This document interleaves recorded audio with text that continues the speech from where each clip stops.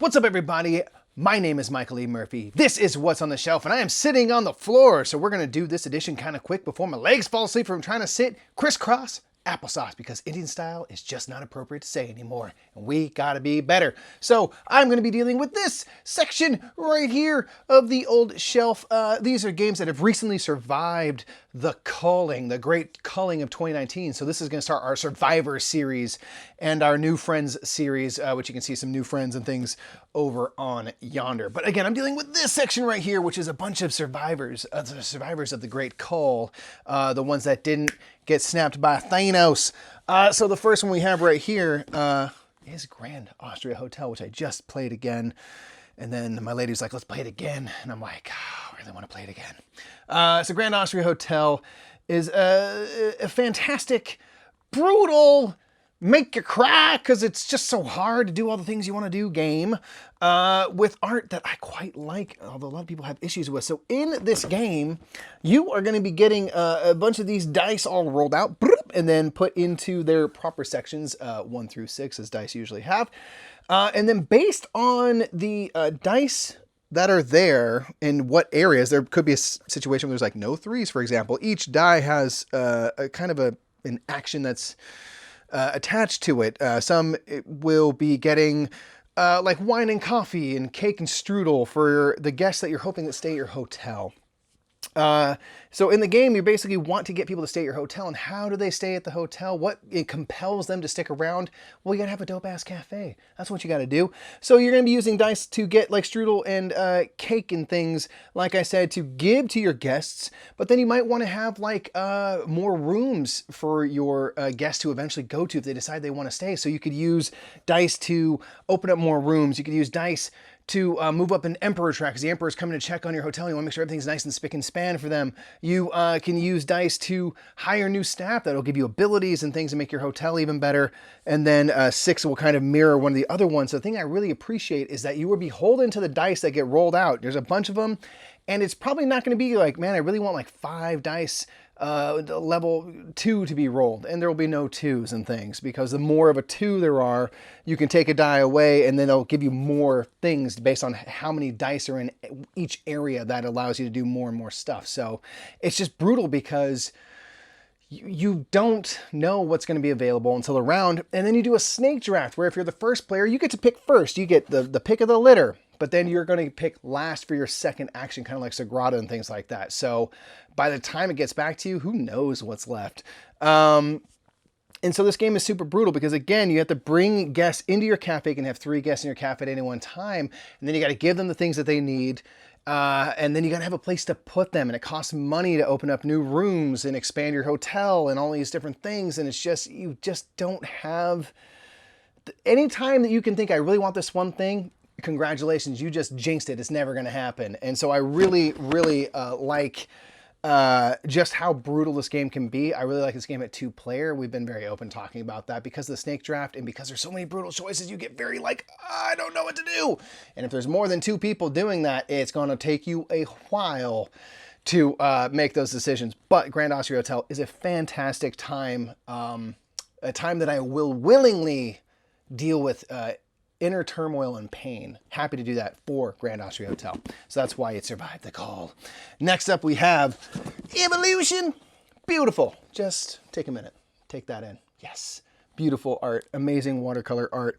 This is by North Star Games, and this game is all about evolving, being a different species of creatures and adding different traits, which are depicted on the cards here, to ultimately the goal is to eat the most stuff. Because a fed bear is not a dead bear in this situation.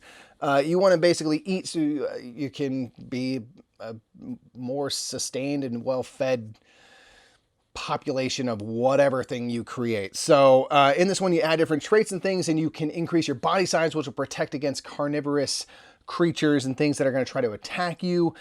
You can increase your population because that's more mouths to feed, which allow you to eat more food, which is, you know, part of nature is just the more number, it's a numbers game, right? The more numbers you have, the better chance you have of making it through an ice age or something like that, which we have added to the base game of Evolution here. So we have added Evolution Climate, which gives some potential events and things that will be set off by a changing climate. You could go all the way down into a deep freeze and ice age. You can go all the way to the earth being on fire.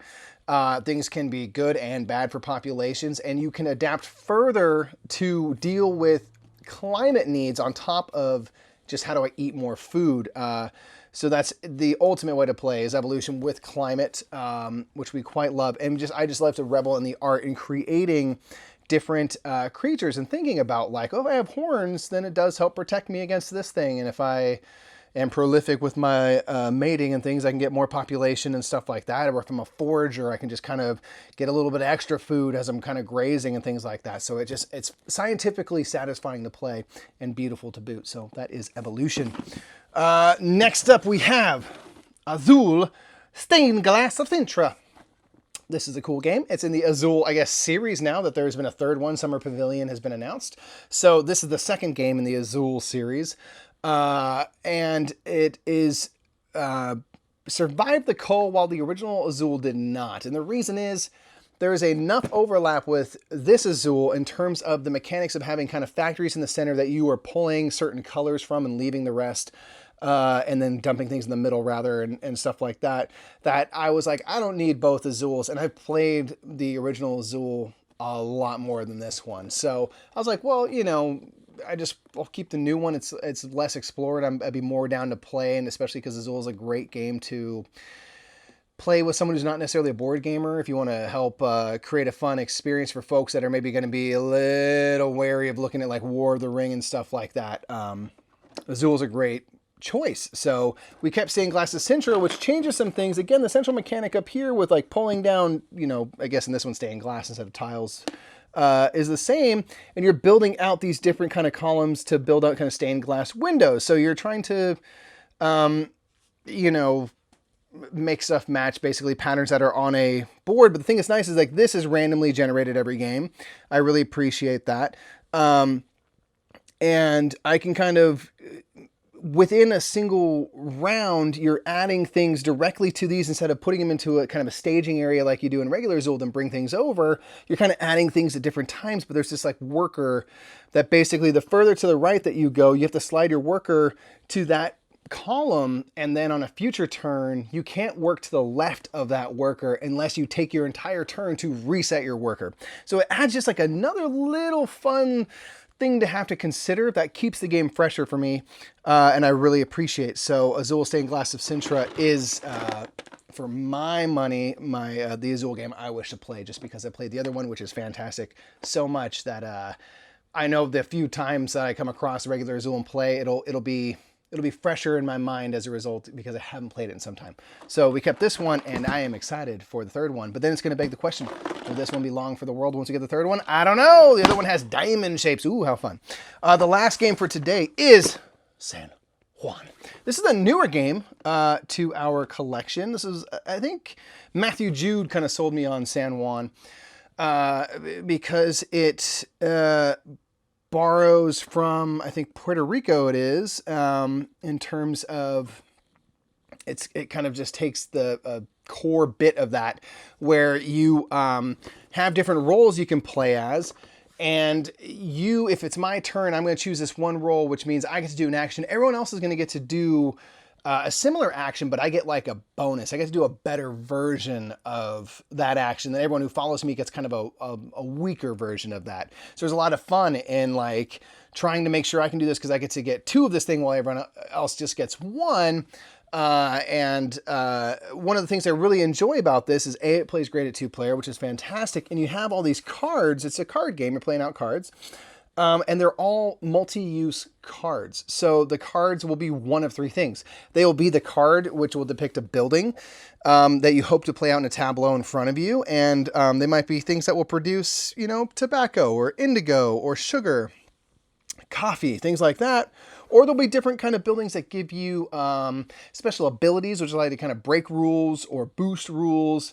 They might be just things that are worth straight points and things like that. So the cards are just what they are on their own, but they also get used as resources. So if you have, you know, something that's going to provide you with money, you know, you get 2 money for every one of these things you turn in. You just draw 2 cards. That's how you represent that. And the cards, when you're drawing them, are simply, you know, it's just, this is one of this thing. And then once you get the card into your hand, then it becomes a card you might be able to build, so that it's kind of fun to have the money be, it's just really a mechanism for an engine to build, to draw more cards, which will then hopefully allow you to play better cards and things like that. And the same thing down, if I'm producing like an indigo, for example, right here, when you do the production action, you just take a card from the top and put it face down on top of that, which counts as a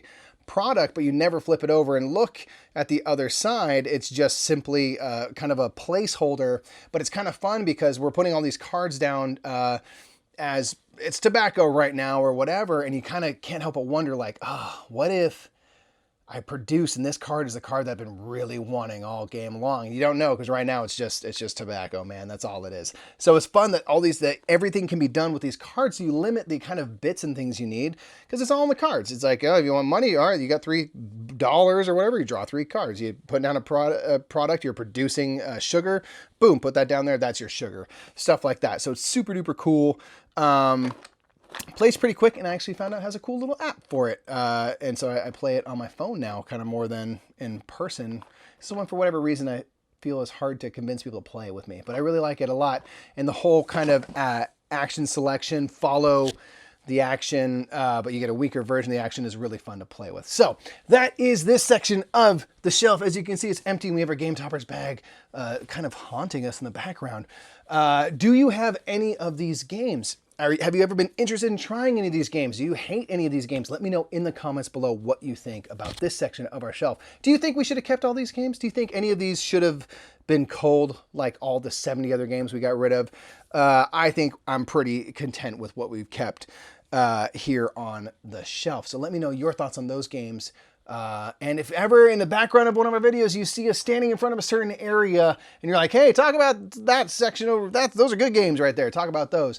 Put that in the comments below. And don't forget to give this video a thumb up if you enjoyed it. And if you're new to us, I'm Mike of the Brothers Murph. Feel free to subscribe, and we will see you in the next one. Just remember, enjoy playing games and share your shelves with joy and many potential partners. That sounded, it's fine. Point is, spread the board game love, folks. I'm done. Hey there, everybody. Thank you so much for watching that video. We honestly really appreciate it. We just want to take a second to remind you that we are sponsored by Restoration Games. We are also play all of our games on top of Game Toppers right here, which are these beautiful luxury game tables. And you can go to Game Topper LLC to find out more and to upgrade your gaming experience. We also have a Patreon. If you have a couple shekels lying around, you like what we do, please feel free to throw them at our faces. We will not say no to them. Thank you so much for being here, and we'll catch you later. All right. Ooh. All right. Mikey, what do you want to do? You want to get Ty? Nick! Jesus. Oh my gosh. Big face disheveled Nick. You can't just do that. Sorry, not sorry. What are you guys doing? You guys getting Thai food? I love Thai food. I want some. Give me some. No, you can't have Thai food. Why not? No, you can't have Thai food because you don't eat food. You're not real. You're not real.